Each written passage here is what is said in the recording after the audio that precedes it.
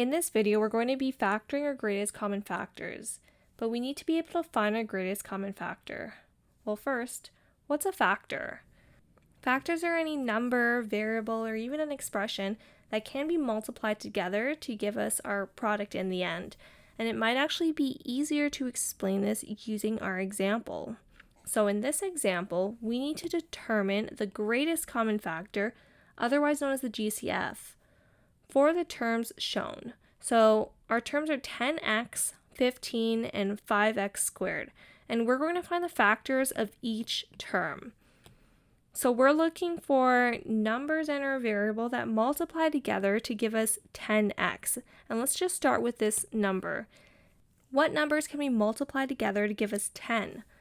Well, 1 times 10 is equal to 10. 2 times 5 is equal to 10. Can we multiply 3 by anything or 4 by anything? Well, we can't. So these are all of our number factors. But our term also has an x. So that's actually one of the factors. Another factor is x. And now let's find the factors of 15. So 1 times 15, those are two factors. 2 cannot be multiplied by another whole number to give us 15. But 3 can be multiplied by 5 and we'll get 15. And you can't multiply by anything by 4. So these are our only factors and we don't have a variable. So now let's find the factors of 5x squared. So the only factors of 5 are 1 and 5. But what are the factors of x squared? Well, what multiplied together will give us x squared? That's actually just x times x. X times x gives us x squared. So these are all of our factors of 5x squared. And we're looking for the greatest common factor. So we're looking for the factor that's common between each of these terms, but the greatest factor. We know that 1 is common in all three, but is there a number and a letter that's higher? Well, there is a 5 in each set of factors. Well, is that it? There's a common x between our first term and our last term, but not in our second term. So x cannot be a common factor. So our greatest common factor here, our GCF, is 5. Some of you might become really good at this and be able to do this all in your head, but if you need to, just list out all of the factors of each term and circle the greatest common factor between all of your terms. And now it's your turn. So here are 3 different terms, 12, 9x, and 3x squared. I want you to determine the greatest common factor of all 3 terms. So pause the video and you can come back to check your answer. So after listing out the factors of all 3 terms, 12, 9x, 3x squared, I saw that 3 is the greatest common factor between all 3 terms. So our greatest common factor, GCF, is equal to 3. And if you'd like to practice finding your greatest common factor, there are some questions on the bottom here, and I'll put the answers below. Now we're going to factor using our greatest common factor. So we're going to take this equation, we're going to find the greatest common factor between each of these terms and factor it. So that means we're going to write this equation in factored form. But first, we need to take these two terms, 10x and 2x squared, and find the greatest common factor. So I started by just listing out all the factors of both my terms, 10x and 2x squared. So we're looking for the greatest common factor, the GCF, between both terms. Now looking at our numbers, the greatest common factor between our numbers is 2. But there's not just going to be a number that's common between both sets of factors. There's at least 1x here for 10x, and there's at least 1x here for 2x squared. There's actually 2 x's. But there is at least 1x that's common between both sets of factors. So our greatest common factor is actually 2x.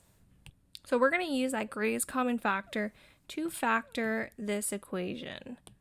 So I'm just going to rewrite this without that 0 equals because we don't really need it to factor this.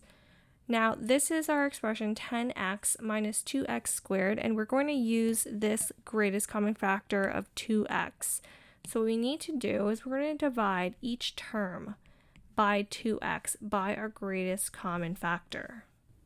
So in the end, we're going to have this equation rewritten in factored form. So we're going to start off with writing our greatest common factor 2x, and then in brackets is going to be this all divided. So 10x divided by 2x, and then negative 2x squared divided by 2x. So what is 10x divided by 2x? Well, 10 divided by 2 is just 5. And x divided by x, well, how many times is x going to x? It goes in once, and we don't have to write that 1. And now it's negative 2x squared divided by 2x. Well, negative 2 divided by 2 is just a negative 1. And x squared divided by x is just x. So when we're dividing variables, we want to look at their exponents. So we have x squared, that is an exponent of 2, divided by x, which has an exponent of 1, and you want to subtract these exponents. So 2 minus 1, you're just left with 1, so you're going to be left with x to the power of 1, and we don't have to write that 1. And then if that seems confusing, you could think of it as x times something will give you x squared, and that was just x. So x multiplied by another x will give us x squared. And after you've divided, you can close those brackets. And then you can also put back this 0 equals that we had at the beginning of the equation. So this equation is equivalent to what we started with. It's just in factored form. So I'll just go through this again. To factor out your greatest common factor, you need to find your GCF between all your terms in your equation. And if you need to list it out, go ahead. But after you've found your GCF, you want to take your equation and divide each term by your GCF. And then to write your equation in factored form, you need to start off with your greatest common factor, your GCF, first, and then in brackets, once you've divided your equation by your GCF, you're going to put that in those brackets. So this just means 2x times 5 minus x, and we don't need to write that 1, but 2x times 5 minus x equal to 0. That's just factored form of this equation. And we can distribute this to check if we've factored correctly. So the equation is 0 equals 2x times 5 minus x, and if we just distribute that 2x into the brackets, that will become 10x minus 2x squared, and that's exactly what we have in the beginning. That's exactly what we started with, which means we have factored this correctly.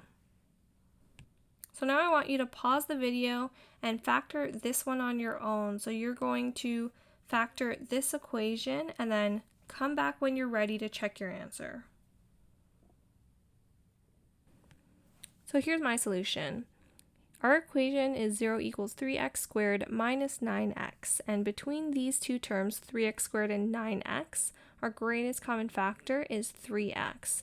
So I took the equation and divided both of my terms by 3x, and in factored form, I put 0 equals our greatest common factor 3x times this.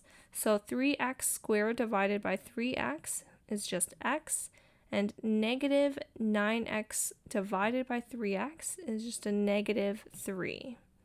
So our factored form is 0 equals 3x times x minus 3. And I'll factor one more with you.